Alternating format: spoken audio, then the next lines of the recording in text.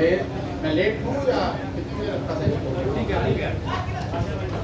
आधे घंटे से लेट कर दिया। नाविका जी दिल्ली से आई हुई है, इसलिए उनको उतना समय देना। आप लोग इधर आइए। आप जिसको जोड़ना है भैया, कार भैया। जोड़ लीजिए, कोई दिक्कत नहीं है। भैया सेंटर पे आप एकदम आ गए। अरे ऐसे कैसे रिकॉर्ड करेंगे सबके साथ? किसका? आपका कौन सा? स्वाधीन भाई क्या एक मिनट भैया, थोड़ा सा ठीक है, थोड़ा सा क्या? पीछे कर ना प्लीज पीछे थोड़ा सा, बस ठीक है। चलिए, नमस्कार। जैसा कि आपको पता है, पिछले वर्ष 2 अक्टूबर से जन स्वराज अभियान के तहत जो पदयात्रा हम लोगों ने शुरू की है, उसके आज 11 महीने से करीब 11 महीने हो गए। इन 11 महीनों में हम लोग पश्चिम चंपारण गांधी आश्रम विद्यारवा से चल के पूर्वी चंपारण, शिवहर, गोपालगंज, सिवान, छपरा, वैशाली, समस्तीपुर होते हुए मुजफ्फरपुर में आए हैं। पिछले 10-15 दिनों से मैं मुजफ्फरपुर में हूँ और आने वाले 2-3 हफ्ते अभी आपके जिले में ही रहूँगा।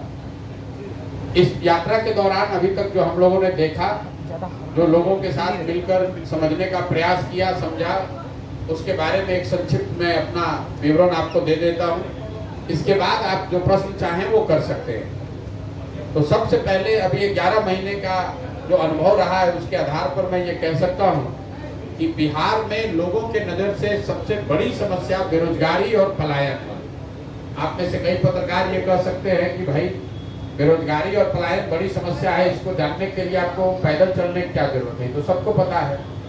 लेकिन जब हम लोग गांव में गए हैं, करीब 3600 से ज्यादा गांव में मैं पैदल चल के गया हूं, तो इस समस्या की विकरालता का, इसके सामाजिक आर्थिक पहलुओं की समझ बेहतर हुई। कई उदाहरण के तौर पे कई लोगों को ऐसा लगता है कि बिहार में जो पलायन है वो गरीबों की समस्या है, लेकिन जो हम लोगों ने गाँव में देखा, पलायन और बेरोजगारी दोनों ही किसी वर्ग विशेष की समस्या नहीं है। जो गरीब है वो मजदूरी करने के लिए बाहर जा रहा है, लेकिन जो आर्थिक तौर पे सुदृढ़ लोग हैं, जो मध्यम वर्गीय परिवार हैं, उनके बच्चों को भी पढ़ाई के लिए, रोजगार के लिए बिहार के बाहर ही जाना है। परिवार की ये पलायन की परेशानी इतनी बड़ी है कि बिहार में परिवार की परिकल्पना ही करीब खत्म हो गई है। गाँव में हम लोग जाते हैं तो ज्यादातर गांव में 40 से 50% युवा अब गांव में रहते ही नहीं है। या तो वो मजदूरी करने के लिए बाहर गए हैं या पढ़ाई करने के लिए बाहर गए हैं। गांव में हम लोग को ज्यादातर महिलाएं, छोटे बच्चे और बुजुर्ग लोग मिलते हैं। जहां पर जिन प्रखंडों में बाढ़ का प्रकोप है, वहां पर पलायन का असर 60-70% युवा वहां से बाहर है। और जो हम लोग यहाँ देख रहे हैं, परिवार की स्थिति जो है, हम लोग बातचीत में बताते हैं भाई ये 11 महीना से प्रशांत किशोर घर परिवार बाहर छोड़कर अपना पैदल चल रहे हैं, जबकि बिहार के ज्यादातर परिवार की ये सच्चाई है। ज्यादातर परिवार में जो बच्चे हैं, नवयुवक हैं, उनको सालों भर बाहर ही रहना है। कोई छठ में, ईद में, कोई पर्व त्योहार में वापस घर आया, वरना उसको ये पूरे 10 महीने 11 महीने बाहर ही रहना है साल में। उसको अपने परिवार के साथ रहने का सुख नहीं है। और जो पलायन है, ज्यादातर लोग ये बताते हैं कि 12 से 15 हजार रुपए के मजदूरी के लिए, रोजगार के लिए वो बाहर जा रहे हैं। ऐसा नहीं है कि उनको कोई बहुत बड़ी वहां पर आर्थिक मदद मिल रही है। एवरेज लोग 6 से 8 हजार रुपया अपने घरों में भेज पाते हैं। इसी तरह बेरोजगारी जो यहाँ है, बेरोजगारी सिर्फ गरीब लोगों की समस्या नहीं है। जो अच्छे परिवार हैं, जो कृषक हैं, जो व्यापार करने वाले लोग हैं, उनको भी अपने बच्चों के लिए 20,000 रुपए नौकरी के लिए भी लोग हर दिन सैकड़ों की संख्या में मिलते हैं कि भैया नौकरी बच्चे को मिल जाए। तो यहाँ बेरोजगारी और पलायन एक ऐसी समस्या है जो समाज के हर वर्ग को प्रभावित कर रहा है, हर परिवार को। दूसरी जो सबसे बड़ी समस्या बिहार में भी दिखी, वो है शिक्षा व्यवस्था का ध्वस्त हो जाना। बिहार में शिक्षा व्यवस्था बहुत अच्छी कभी नहीं थी। हम स्वयं बिहार में सरकारी स्कूल से ही पढ़े, लेकिन आज जो स्थिति है, विद्यालयों की छवि हर जगह खिचड़ी बांटने के सेंटर के तौर पर, और जो कॉलेज हैं उसकी छवि बन गई है डिग्री बांटने के सेंटर के तौर पे। पढ़ाई ना स्कूल में हो रहा है ना कॉलेज में हो रहा है। आप में से कई लोगों को लगता है, या समाज में लोग बात करते हैं कि शिक्षकों की गुणवत्ता की वजह से ये स्थिति बिगड़ी है। मैं आपको इस बात को सिरे से खारिज करता हूँ। शिक्षकों की गुणवत्ता इस पूरी समस्या का एक छोटा पहलू है। ये पूरी व्यवस्था जो चरमराई है उसके पीछे वजह यह है कि शिक्षा व्यवस्था के नाम पर हर जगह विद्यालय बना दिए गए। जहाँ विद्यालय के भवन बने वहाँ शिक्षक नहीं है, जहाँ शिक्षक है वहाँ विद्यालय नहीं है, जहाँ दोनों है वहाँ बच्चे नहीं हैं, और कई जगह पर जहाँ तीनों है वहाँ पढ़ाई नहीं है। जैसे मान लीजिए कि आपको लगता है कि शिक्षा मित्र या नियोजित शिक्षक अच्छा नहीं पढ़ा रहे, लेकिन कॉलेज में तो नियोजित शिक्षक नहीं है, कॉलेज में तो हजारों की संख्या में बच्चे हैं, कॉलेज में तो खिचड़ी नहीं बट रही है। तो कॉलेज में बिहार में पढ़ाई क्यों नहीं हो रही है? ये इसलिए नहीं हो रही है, ये समता मूलक शिक्षा नीति के चक्कर में हर जगह स्कूल कॉलेज खोल देना। किसी ने इसकी चिंता नहीं की कि इन स्कूल कॉलेज में पढ़ाई हो रही है कि नहीं हो रही है। सरकार की प्राथमिकताओं में स्कूल है ही नहीं, पढ़ाई है ही नहीं। उनकी प्राथमिकता में ये है कि वहाँ स्कूल खुल जाए, वहाँ से खिचड़ी बट जाए, ड्रेस बट जाए, किताब कॉपी का पैसा बट जाए, और उसके आधार पर लोग हमको वोट देते रहे। इसी वजह से बिहार में शिक्षा की जो व्यवस्था है वो पूरी तरीके से ध्वस्त हो गई है। मेरा अपना मानना है इस कालखंड का जब इतिहास लिखा जाएगा तो नीतीश जी जैसे पढ़े लिखे व्यक्ति के मुख्यमंत्री रहते हुए बिहार की शिक्षा व्यवस्था के ध्वस्त हो जाने को उनके शासन काल का सबसे बड़ा काला अध्याय बताया जाएगा। ऐसा इसलिए कि मान लीजिए कि यहाँ सड़क खराब है या लॉ एंड ऑर्डर खराब है या नहर में पानी नहीं है, कल एक अच्छी सरकार आ जाए तो ये व्यवस्था सुधर सकती है। लेकिन जो बच्चे 2 पीढ़ियां इस ध्वस्त शिक्षा व्यवस्था से पढ़कर निकल गए, अब अगर कल एक अच्छी सरकार आ भी जाए तो भी अब उस पूरे समाज को शिक्षितों के पीछे ही चलना पड़ेगा, उनका जीवन अब कोई नहीं सुधार सकता। बेरोजगारी, पलायन और शिक्षा के बाद जो तीसरी सबसे बड़ी समस्या लोगों ने बताया वो है खेती किसानी से जुड़ा हुआ। बिहार में बहुत बड़ी संख्या में लोग खेती से जुड़े हुए हैं। तो बोलचाल की भाषा में लोग जो बता रहे हैं कि खेती करने वाले लोगों की हालत बिहार में ये है कि पहले आज से 10-15 साल पहले खेती करने वाले लोग अपना पेट काट के सत्तू खाकर 5 वर्ष अगर खेती करते थे तो ऐसी मंशा रखते थे कि 1, 2, 4, 5, 10 कट्ठा जमीन वो खरीदेंगे।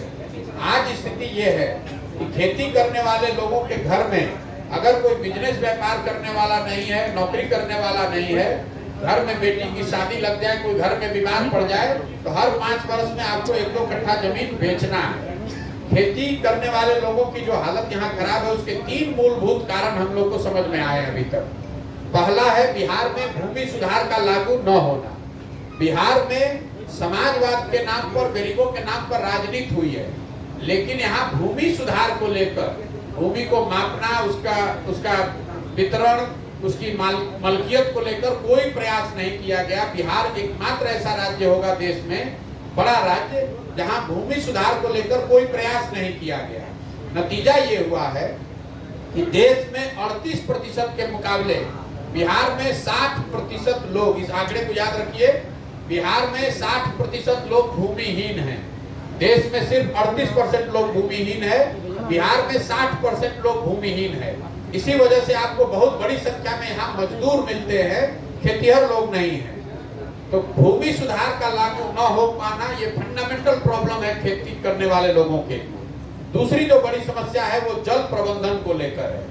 बिहार में बाढ़ आता है और उससे करीब 50% खेती योग्य जमीन पर उसका प्रभाव है। इसकी चर्चा भी खूब होती है, लेकिन जो दूसरी बड़ी समस्या है कि बाढ़ से जो 50% जमीन बची हुई है उसका एक बड़ा हिस्सा या तो सूखे से के चपेट में है या जल जमाव की यहाँ बहुत बड़ी समस्या है। जो अभी हम जब गोपालगंज से चलना शुरू किए हैं, चंपारण में नदियों के कटाव का मामला है, लेकिन गोपालगंज, सिवान, छपरा, समस्तीपुर, वैशाली और मुजफ्फरपुर के भी जिन प्रखंडों में मैं आया हूँ, कोई ऐसा प्रखंड नहीं है जहाँ 2-4-5 हजार एकड़ जमीन जल जमाव के चक्कर में बर्बाद न हुआ हो, जिसको यहाँ लोकल भाषा में आप चौर कहते हैं। हजारों एकड़ जमीन या तो वहाँ एक फसल हो रहा है या एक फसल भी नहीं हो रहा है। तो जितनी बड़ी समस्या बाढ़ की है, करीब करीब उतनी ही बड़ी समस्या यहाँ पर जल जमाव की भी है। एक और आंकड़ा मैं आपको बताना चाहता हूँ, सिंचाई के संबंध में बिहार देश का एकमात्र ऐसा राज्य है जहाँ पिछले 10 वर्षों में सिंचित भूमि की मात्रा कम हो गई है 11% से। पहले से जो नहर बने हुए थे, नलकूप चल रहे थे, रख रखाव के अभाव में वो बंद हो गए या वहां से सिंचाई बंद हो गई। उसके कारण अगर पहले 100 एकड़, आज से 10 वर्ष पहले 100 एकड़ जमीन में सिंचाई की सुविधा थी, तो वो घटकर अब 89 एकड़ ही रह गई है, 11% से भी कम हो गया है। तीसरी जो बड़ी समस्या किसानों की है, जमीन और जल प्रबंधन के बावजूद जो किसान यहाँ पैदा कर रहा है उसको उसको उचित मूल्य नहीं मिलता है। एक आर्थिक सर्वेक्षण के हिसाब से ये आंकड़ा भी याद रखिए, बिहार में जो किसान फसल पैदा करता है उसको अगर उसका उचित मूल्य मिल जाए तो हर वर्ष बिहार के किसानों को 20,000 करोड़ रुपया करीब करीब अलग से मिलने लगेगा। मैं इसको उदाहरण के तौर पर आपको बताता हूँ। धान की यहाँ खेती हुई है, ज्यादातर लोगों ने धान यहाँ बेचा पिछले साल 1300 से 1600 रुपए के रेट से। धान का आधिकारिक मूल्य है 2030 रुपया और धान लोग बेच रहे हैं 1300 से 1500 में, तो आपका नुकसान स्वाभाविक है। हम लोग बिहार में बैठ के कहते हैं कि पंजाब में किसान बड़ा समृद्ध है, तो आपको एक आंकड़ा बता रहा हूँ, पिछले 10 वर्ष में पंजाब में 70% से ज्यादा धान समर्थन मूल्य पर खरीदा गया और पिछले 10 वर्ष में बिहार में सिर्फ 13% धान ही समर्थन मूल्य पर खरीदा गया। इसकी वजह यह है कि यहाँ पैक्स की व्यवस्था पूरी तरीके से खत्म है, कोऑपरेटिव है नहीं। नई व्यवस्था एफपीओ वाली जो कई राज्यों में, कर्नाटक जैसे राज्यों, महाराष्ट्र में एफपीओ की व्यवस्था हो गई, वो बिहार ने ट्राई नहीं किया। और प्राइवेट सेक्टर का जो कृषि आधारित उद्योग है वो है नहीं। इन 4 वजहों से यहाँ पर किसानों को उनके फसल का उचित दाम नहीं मिल रहा है, क्योंकि यही 4 तरीके हैं जिससे कि किसानों को उनके अनाज का दाम या जो उपजाते हैं उसका दाम मिल सकता है। या तो सरकार कोऑपरेटिव के जरिए ये सुविधा दे, या जो पैक्स की व्यवस्था है उसके जरिए करे, या फिर एफपीओ बनाकर करे, या उद्योग, कृषि आधारित उद्योग लाए जो इनको खरीदे।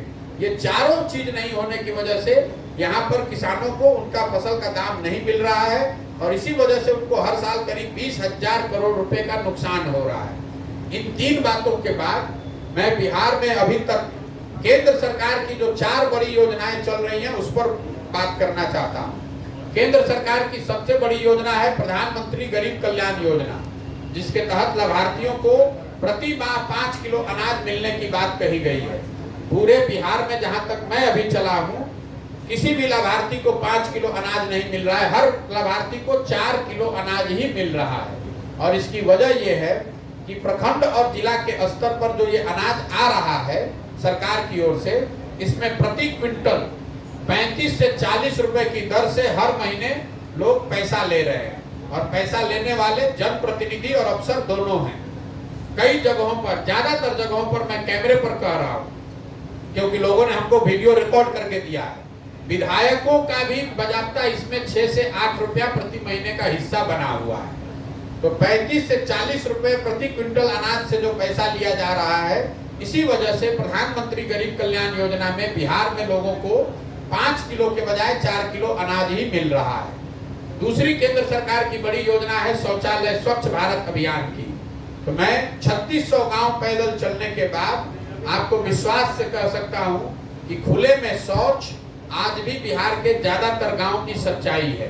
कोई ऐसा गांव नहीं है जहां नाक पर गमछा बांधे बगैर आप बाहर निकल सकते हैं। हुआ यह है कि स्वच्छ भारत अभियान के नाम पर 2000 रुपए प्रति शौचालय अधिकारियों ने पैसा लिया और 10,000 रुपया जारी कर दिया। एक ही शौचालय का फोटो लगा कर 10-10 लोगों को पैसा जारी किया गया है और किसी ने इस बात की चिंता नहीं की कि लोगों ने शौचालय बनाया कि नहीं, उसका उपयोग कर रहे हैं कि नहीं। तीसरी जो केंद्र सरकार की बड़ी योजना है वो प्रधानमंत्री आवास योजना, जिसको इंदिरा आवास योजना भी लोग कहते हैं। अभी तक रास्ते में चलते हुए ज्यादातर लाभार्थी हमको इंदिरा आवास योजना के ही मिले हैं, क्योंकि नई योजना जो आई है प्रधानमंत्री आवास योजना, इसके बहुत लाभार्थी अभी नीचे हैं ही नहीं। लेकिन जो लाभार्थी हैं उनको प्रति लाभार्थी 25,000 से 40,000 रुपया घूस देना है, तभी उनको प्रधानमंत्री आवास योजना के तहत 1,40,000 रुपया या मुख्यमंत्री आवास योजना के तहत 1,19,000 रुपए का लाभ मिल सकता है। इस योजना में जहां पर जनप्रतिनिधि पैसा नहीं ले रहे हैं, कई जगह पर जनप्रतिनिधि पैसा नहीं ले रहे हैं, वहां पर भी 20,000 रुपया 25,000 रुपया अफसर तो लेगा ही लेगा। जहां जनप्रतिनिधि भी पैसा ले रहे हैं वहां 35-40,000 रुपया लग रहा है। और पूरी व्यवस्था उसकी बनी हुई है। नाम लिखने के लिए 1000 रुपया, फोटो खींचकर आगे भेजने के लिए 2000 रुपया, पहली किस्त में 10,000 रुपया, ये पूरी व्यवस्था बनी हुई है। चौथी जो बड़ी केंद्र सरकार की योजना है वो मनरेगा की है। इस योजना ने मुझे बहुत आश्चर्यचकित किया। जब मैं बिहार में चलना शुरू किया था तो मेरी सोच ये थी कि चूंकि यहाँ इतनी बड़ी संख्या में भूमिहीन गरीब लोग हैं तो बहुत बड़ी संख्या में मुझे मनरेगा का सक्रिय काम देखने को मिलेगा। अभी तक 11 महीने में मुझे मनरेगा का एक भी सक्रिय काम नहीं दिखा। ये जरूर दिखता है, लोग बताते हैं कि ये वृक्ष मनरेगा के अंतर्गत लगाया गया है, ये मिट्टी भरा गया है मनरेगा के तहत, या आंगनवाड़ी और पंचायत भवन में मनरेगा के मजदूरों का उपयोग किया गया है। लेकिन सक्रिय काम जहां मनरेगा का कोई काम हो रहा है यह मुझे 11 महीना में नहीं दिखा। इसको मैंने आंकड़ों में देखा तो पता चला कि पिछले वर्ष मनरेगा में बिहार सरकार का यूटिलाइजेशन है 39%। मतलब अगर दिल्ली से हम लोग को मनरेगा के तहत बिहार के लोगों को 100 रुपया मिल सकता था तो सरकार की उदासीनता और लापरवाही की वजह से 61 रुपया तो हम लोग लेकर ही नहीं आए, दिल्ली में पैसा सरेंडर कर दिया। और जो 39 रुपया यहाँ आया, मनरेगा में पीसी का दर, भ्रष्टाचार का दर 40 से 50% है। तो 100 रुपया में 61 रुपया लेकर नहीं आए, जो 40 रुपया लेकर आए उसमें 24-25 रुपया चोरी कर लिया और नीचे लोगों को 15 रुपया ही मिल रहा है। ये 4 केंद्र सरकार की योजनाएं हैं। अब संक्षिप्त में मैं आपको राज्य सरकार की जो योजना है उसके बारे में बताना चाहता हूँ। राज्य सरकार की जो योजना है प्रमुखता से 7 निश्चय के तहत जो चल रही हैं, उसकी सबसे पहली योजना ये थी युवाओं के लिए 1000 रुपए का मासिक भत्ता। 2015 का ये अनुमान था कि 18 साल से 35 साल के युवाओं को जब तक उनको नौकरी न मिले 1000 रुपए प्रति माह उनको मिलेगा। आज तक मुझे इसका कोई लाभार्थी मिला नहीं। इस योजना को न शुरू किया गया न इसको आज किया जा रहा है। दूसरी योजना थी स्टूडेंट क्रेडिट कार्ड की, जिसके तहत 2015 में अनुमान किया गया था कि करीब 1.25 करोड़ बच्चों को बिहार में 12वीं के बाद पढ़ाई के लिए सरकार बैंकों के जरिए मदद करे, ताकि किसी भी परिवार को आर्थिक परिस्थिति की वजह से अपने बच्चों को पढ़ाई छोड़ने के लिए विवश न करना पड़े। सरकारी आंकड़ा जो बता रहा है बिहार सरकार का, पिछले 9 वर्ष में 10 लाख से भी कम बच्चों को इसका फायदा मिला। धीरे धीरे इस योजना को भी ठंडे बस्ते में डाल दिया गया है। राह चलते बहुत कम लोग मिलते हैं जिनको स्टूडेंट क्रेडिट कार्ड का कोई लाभ मिला है। तीसरी बड़ी योजना जिसकी चर्चा आप लोग खूब करते हैं वो है नल जल योजना। सरकार का दावा है कि 2/3 नल जल योजना चल रही है, 2/3 घरों में नल से पानी पहुंचा है। 2015 में जब योजना बन रही थी तो मैं उसमें शामिल था। उस समय का अनुमान था कि 25,000 करोड़ रुपया अगर 5 वर्ष में खर्च किया जाए तो बिहार के 80% से ज्यादा घरों में पानी नल से पहुंचा दिया जाएगा। आज 9 वर्ष के बाद हालात ये हैं कि 70% से ज्यादा नल जल योजना काम नहीं कर रही है। या तो योजना ठीक से बनी नहीं, या बनाते समय उसमें इतनी चोरी हुई कि वो चलकर बंद हो गई।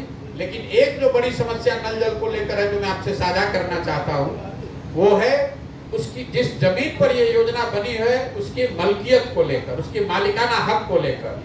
जब ये योजना बनी उस समय जो वार्ड सदस्य थे उन्होंने या तो अपने जमीन पर या अपने दोस्त मित्र रिश्तेदारों के जमीन पर ये योजना बनवा दी। उनको ये ऐसा बताया गया कि जब ये योजना चालू हो जाएगी तो हर महीने सरकारी नौकरी के तौर पर आपको कुछ पैसा मिलेगा।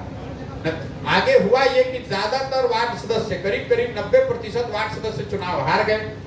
अब जब वो चुनाव हार गए हैं तो वो इसका हैंडओवर ही ज्यादातर जगहों पर सही तरीके से हुआ नहीं। जो नया आदमी जीत कर आया है उसको नल जल का वो प्रभार मिला नहीं, और इसी परेशानी से शायद घबराकर अब सरकार ने इसकी व्यवस्था पीएचईडी को दे दी है। क्योंकि ये मालकियत जो इसका है जमीन का, मुझे गांव में लोग मिलते हैं जो बताता है कि हमारे जमीन पर नल जल लगा हुआ है और उसका लोग पानी का व्यापार करने के लिए उसका इस्तेमाल कर रहे हैं।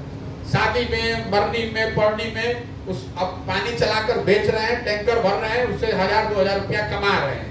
तो जब तक इस समस्या का समाधान नहीं होगा तब तक नल जल योजना में चाहे आप पीएचडी को दे दीजिए, मुखिया जी लोग को दे दीजिए या वार्ड सदस्य को दीजिए, ये संभलने वाला नहीं है। एक जो और बड़ी योजना है जिसकी चर्चा थोड़ी बहुत होती है, जो सबसे बड़ी योजना थी 7 निश्चय की, वो है नालियों गलियों के पक्कीकरण की योजना। 2015 में एक अनुमान किया गया था कि 80,000 करोड़ रुपया अगर खर्च किया जाए तो बिहार के हर घर से निकलने वाली पानी को एक पक्के नाली से निकाला जाएगा, गांव में एक बड़ा नाला बनाया जाएगा जिससे नालियों को जोड़ा जाए और बड़े नाले के जरिए पानी को निकालकर उसका निस्तारण किया जाएगा।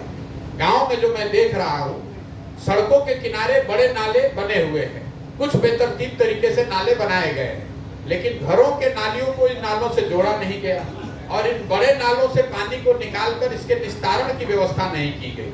नतीजा ये हुआ है कि ज्यादातर ये बड़े नाले कूड़ेदान में परिवर्तित हो गए हैं। इससे जल निकासी का काम बहुत कम जगहों पर ही हो रहा है। 2 उद्योग जो बिहार में बहुत तेजी से चल रहे हैं, फल फूल रहे हैं, अभी तक कोई उद्योग तो हमको मिला नहीं। 2 उद्योग, एक अवैध शराब और अवैध बालू का कारोबार। गांव में आज रोजगार का सबसे सहज और सटीक उपाय यही है कि आप अवैध शराब के कारोबार से जुड़ जाइए या बालू का जो अवैध कारोबार हो रहा है उसमें चलिए। इसके हालात ये हैं कि कोई ऐसा गांव नहीं है जहां 4-5 नवयुवक शराब के अवैध कारोबार से न जुड़े हुए। बालू के अवैध कारोबार का आलम यह है कि राह चलते हुए अगर 10 ट्रक मिलते हैं तो उसमें 2-3 ट्रक निश्चित तौर पर अवैध बालू के खनन से जुड़े हुए हैं। तो ये 2 ही उद्योग आज बिहार में चल रहे हैं, अवैध शराब और अवैध बालू का कारोबार। 2 क्षेत्र जहां हमको सुधार दिखा वो है सड़क और बिजली। बिजली निश्चित तौर पर बिहार में हम लोग जहां भी गए हर जगह बिजली आ गई है, हर घर, टोले, गांव में, पंचायत में बिजली पहुंच गई है। लेकिन बिजली को लेकर जो हम लोग गांव में सुन रहे हैं और जो मैं पिछले 8-9 महीने से बता रहा हूं, उसका एक आपने परिणाम कटिहार में देखा। समाज में लोगों को ऐसा लग रहा है कि उनका बिजली का बिल बहुत ज्यादा और गलत आ रहा है। इसकी वजह से हर गांव में लोग हम लोगों को बिल दिखाते हैं, 5,000 का, 8,000 का, 50,000 का, 1-1 लाख तक का बिल लोगों ने दिखाया है। एक बार बिल अगर आपका गलत आ गया तो आपके पास कोई उपाय नहीं है, DCLR के ऑफिस का चक्कर लगाइए या लोक अदालत में घूमिए।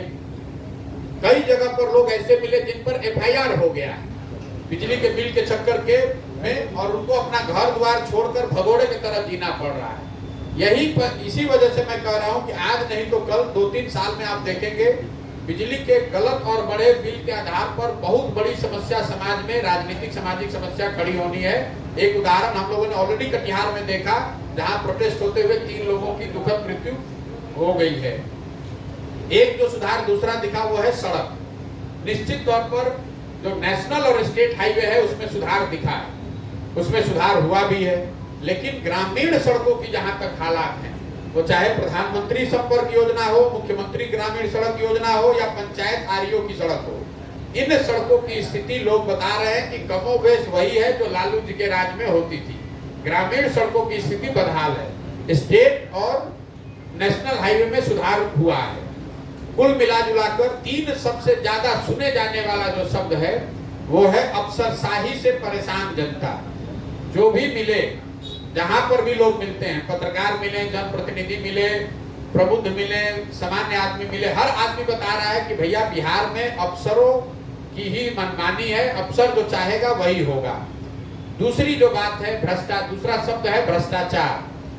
बिहार में 2005 के बाद लोगों की एक समझ बनी थी कि धीरे धीरे सरकारी भ्रष्टाचार पर, खासकर छोटे स्तर पर जो भ्रष्टाचार होता है विभागों में, उस पर कमी आई थी।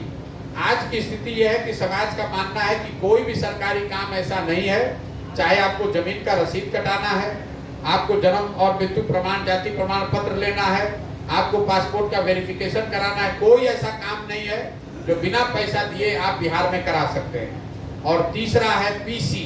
ये नया शब्द हम सुन रहे हैं, पिछले 4-5 वर्ष पहले नहीं था। हर योजना में व्यवस्थित तरीके से PC का काटा जाना। बिहार में और कोई व्यवस्था हो चाहे नहीं, हर योजना में कितना % PC काटा जाना है और उसमें किस व्यक्ति का, किस वर्ग का कितना हिस्सा है, ये पूरी व्यवस्था बनी हुई है। और सबको मालूम है कि ये केंद्र, चाहे योजना केंद्र की हो कि राज्य की, 10% से लेकर 40% तक PC काटा जा रहा है। कुल मिला जुलाकर मेरा ये अनुभव रहा है। मुजफ्फरपुर को लेकर मैंने आपको कोई विशेष टीका टिप्पणी नहीं की। एक बात मैं खाली बताना चाहूंगा, क्योंकि अभी मुजफ्फरपुर में हम चलना शुरू ही किए हैं, अभी 15-20 दिन और चलेंगे तो पंचायत वाइज और प्रखंड वाइज भी आपको बताएंगे। लेकिन एक जो चिंता जो लोग यहाँ बता रहे हैं पिछले 2-3 जिलों से, वो है बिगड़ती हुई कानून व्यवस्था को लेकर। जब मैंने पदयात्रा शुरू की थी तो उस समय महागठबंधन बना था, उसके 2-3 महीना पहले, तो रास्ते में लोग ये आशंका जताते थे कि भाई महागठबंधन की सरकार बनी है, शायद कानून व्यवस्था की स्थिति बिगड़े।